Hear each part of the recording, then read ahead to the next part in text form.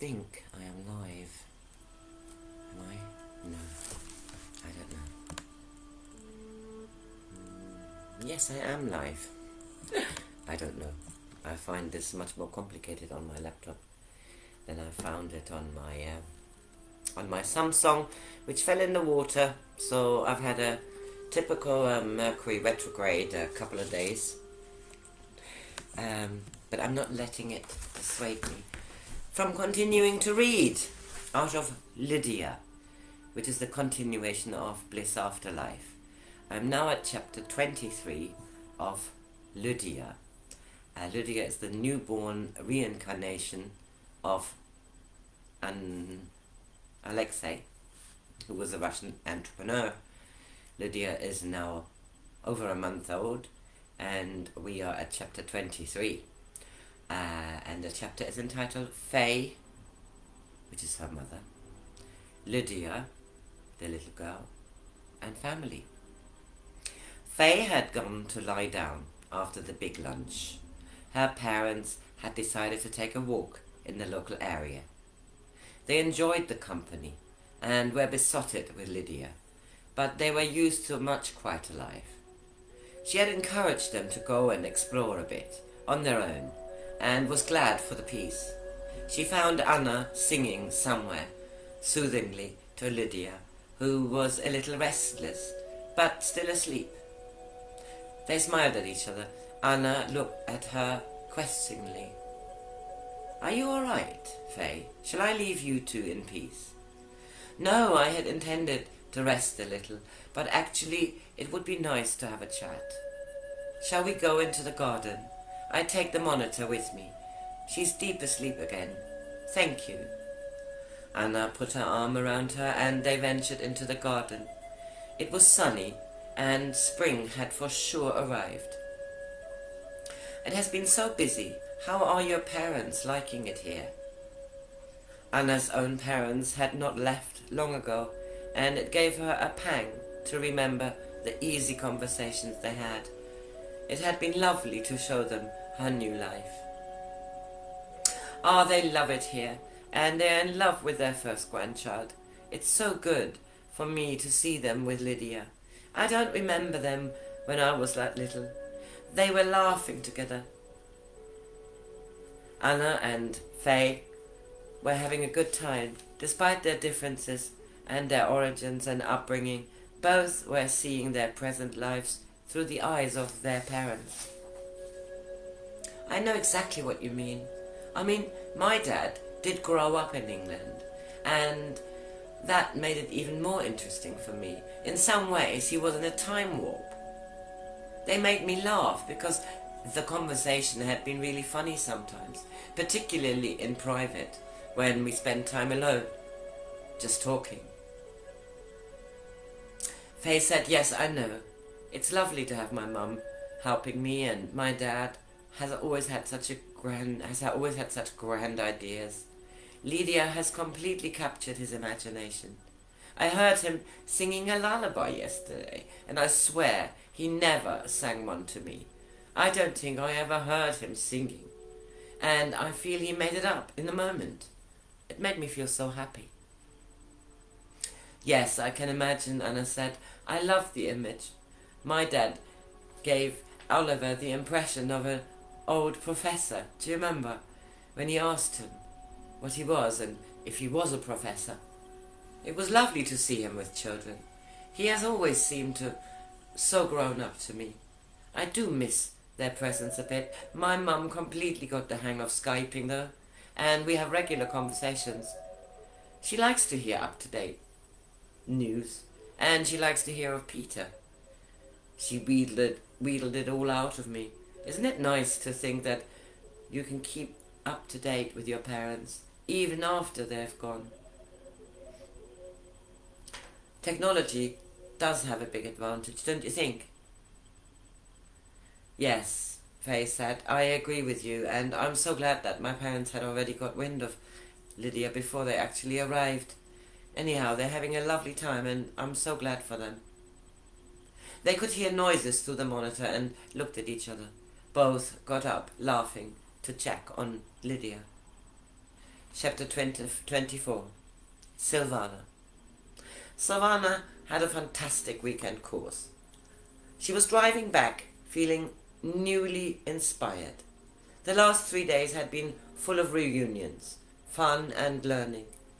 She had known 5 of the participants from previous training weekends, and she had enjoyed it more than she had expected. When she had left Chap with Steve last Thursday evening to set off Friday morning. A lovely drive to the venue, which was a beautiful old lodge, surrounded by forest and quite remote. They had around 30 people in the course, mixed ages and backgrounds, but they all had a passion for music, making music in groups, using sound and rhythm to create healing and relaxation. She had been to a number of specific trainings over the last few years, and every time she came back refreshed and inspired again. So, as everybody has always seemed to bring something new to the table. This program was specific for recovery and interaction with groups like teenagers, but the whole experience is always enjoyable, as well as informative and useful, she thought. The whole drive had been filled with possibilities of how she could use the knowledge she gained. But she knew it would integrate into her work over time. She was looking forward to talking to Steve about it all. Apart from a couple of texts, they had not been in touch. The signal was bad, and she had little time to think about her dog. She had been thinking about Steve, though, and had been wondering if he would enjoy the company of the people she loved being with, and had just left behind. They always felt like family. After an intense weekend, and usually a jolly weekend, she was wondering if he would fit into that. Would he need to, she wondered.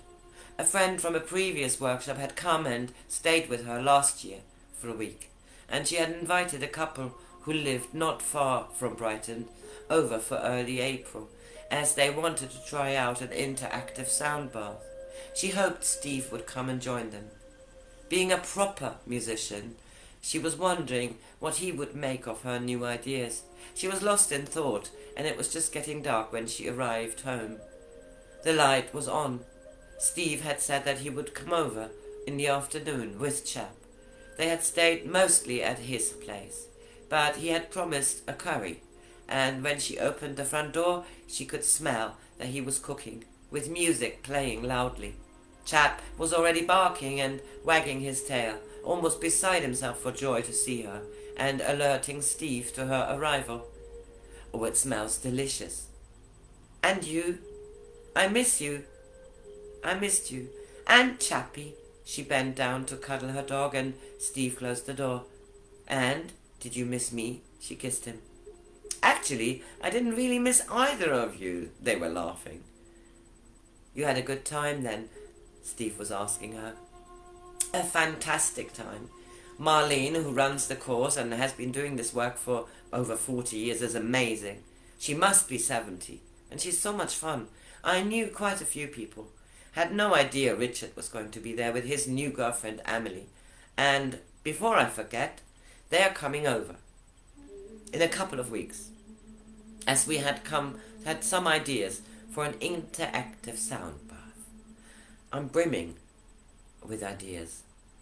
She was laughing and pleased when Steve said that he'd love to meet them. "I made us a curry, not too hot. Chap was as good as gold. I think we got quite used to each other. He slept in his bed and spent a lot of time looking at me." He had been amused about looking up ever so often from his book, and there was Chap looking at him. "He does that with me, particularly when he thinks I might be harbouring thoughts of a walk." "Lovely to have you back. Right, Chap?" Tail wagging, the dog followed them into the kitchen. "So, you had a fantastic time then? I want to hear all about it. The food will be ready in half an hour or so.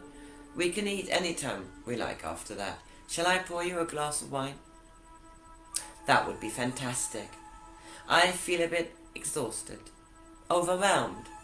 She was laughing, but the stimulation of the last few days was having an effect. I love nothing better than a glass of wine, and tell me what you two did this weekend. You will no doubt hear more about my time. They sat down after the wine was poured, and she relaxed into her cozy chair. Chapter 25. Melanie's Discovery. She had woken up with the words Milton in her mind, and as soon as she was out of bed, she felt suddenly incredibly nauseous. Just about made it to the toilet and threw up before she had time to get her head around the bowl properly. Then she sat down on the bathroom floor, immediately better, and knew she was pregnant. She felt shaky. She'd buy a test this morning, but she knew it already anyway. A boy, and his name would be Milton. Sometimes she shocked herself with her certainty. Tony was in London. His friend Peter was visiting his mother, and they had planned to meet months ago. He would be back in a couple of days, and she was somewhat glad about this, as she had to think. She had an overwhelming feeling of happiness. With Lydia, now a month old, they had been talking much of babies, but they had not made any plans at all. They lived in such a close proximity that they never needed to make any decisions. She loved her little flat. Was it big enough for 3? Tony's plans were not sure either. He was happy to stay in Peter's flat, and they were meeting up to chat and saw each other very regularly. She didn't know how long Peter intended to stay in Scotland after he